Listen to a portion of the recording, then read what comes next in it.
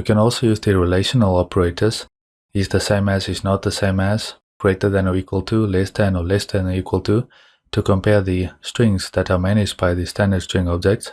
Now two strings are going to be equal, or in other words the same, if they have the same size and they contain the same characters with the same case in the same index. So basically strings are compared character by character, and those characters have to match, including the case. Alright, so let's go and look at a few examples in Visual Studio.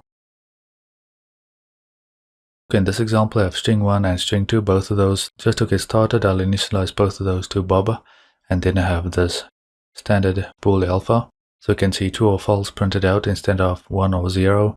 And then I go and do string 1, I print the actual symbol, so is equal to, is not equal to, greater than or equal to, and so on. And then I actually go and do the comparison. Alright, so let me bold run that, and we get Bob is equal to Bob, or is the same as Bob, that is true, and so on. So a couple of things that I want to show you. If I go and add a space somewhere, so in the first string at the end, the size is not going to be the same. And I bold run, even though the first couple of characters are the same, it's going to be false. Those two strings are not equal. Then for greater than and less than, we have to think lexically, so basically we have to think in terms of the ASCII table. This is why it's a good idea to have an ASCII table handy nearby when you're working with characters in C++. So again, if you think in terms of the ASCII table, the A character will come before the Z character. Capital A will come before capital Z. Okay, so capital A is going to be less than capital Z. Same thing with lowercase a is going to be less than lowercase z. But also again, if you reference your ASCII table, the capital letters come before the lowercase letters. For example, let's go and do Bob lowercase. Now of course they are not going to be equal, and maybe pause the video for a second and think about what the printout is going to be. Alright, I'll bold and run. Bob is not the same as Bob with a lowercase, so we get false.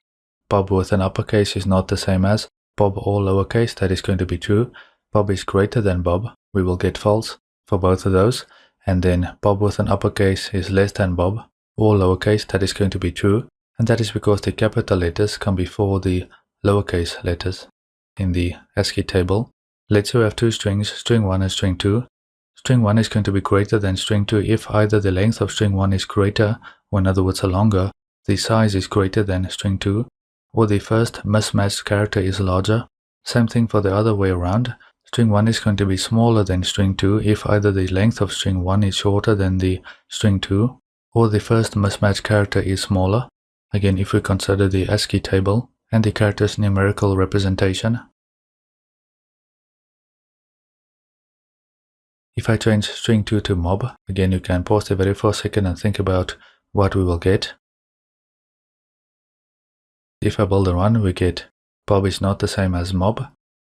And then we also get Bob is less than mob, that is going to be true again, or is less than or equal to mob as well. And that is because the capital B comes before the capital M in the ASCII table. And of course you can go and change those around just to test, and you can see that the reverse is now going to be true. Mob is now going to be greater than Bob. So again, with these things, think in terms of the actual characters that are in those strings, and then think about the ASCII table and the characters' numerical representations. The relational operators are overloaded to work with the standard string objects, but they can also work in the case where you have a standard string object and a C string. So for example,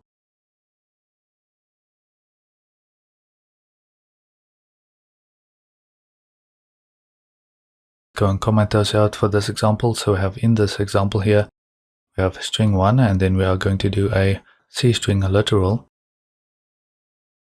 If I bold and run, we can see mob is not the same as Bob, so we get false.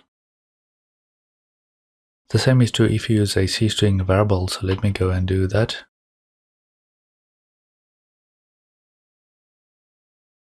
Okay, so I'll do some C string, and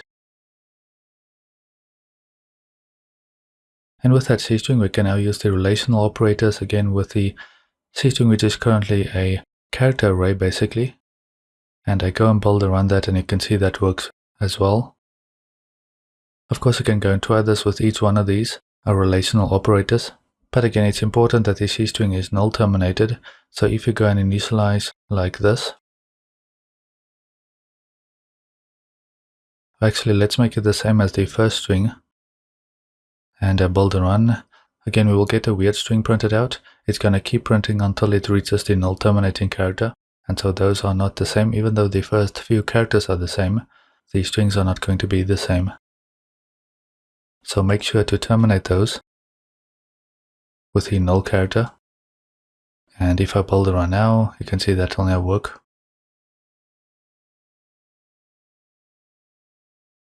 We also have a compare member function for the standard string, which will provide some additional options. So we can do a simple comparison.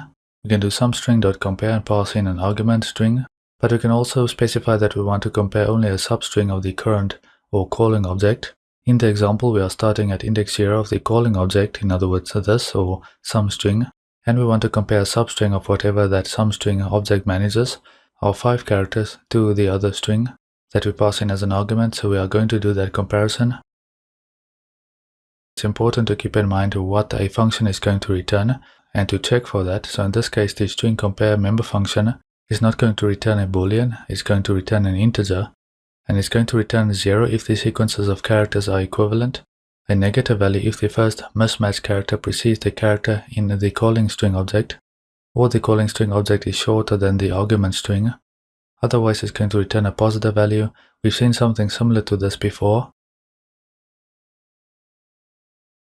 As a quick example, I have two variables, string1 and string2, which are both initialized to hello, and then I go and do this printout, string1.compare, and I pass in string2, and then I do the compare member function, pass in string2 here.